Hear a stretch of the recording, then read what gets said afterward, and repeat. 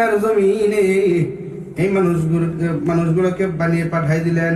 এই মানুষেরা যদি রব্বে কারিমের ডাকে সাড়া দেয়, আল্লাহর কোরআনের দিকে সাড়া দেয়, আমার আল্লাহ তাদেরকে দুইটা নিয়ামত আমার আল্লাহ তাদেরকে দুইটা নিয়ামত দিবে। এক নম্বর হলো তাদের জীবনের গুনাহ মাফ করে দিবে। 2 নম্বর আমার আল্লাহ তারে জান্নাত দিবে। জোরে জোরে কোন সুবহানাল্লাহ।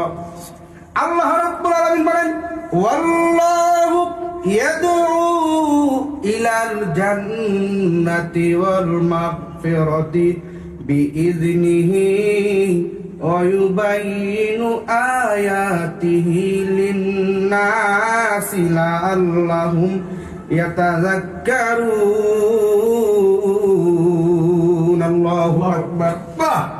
মাশাআল্লাহ। আল্লাহ রাব্বুল আলামিন এই দুনিয়ার জমিনের মানুষগুলা কি এমনি এমনি বানাই নাই ভাইরা রে। দুনিয়া থাকার জায়গা না রে। কোন কোরআন রে তোর অ্যাভয়েড করে চলস, কোন কোরআনকে মানুষ না যেই কোরআন তোর জীবন পূর্ববর্তী পাল্টাই দিবে।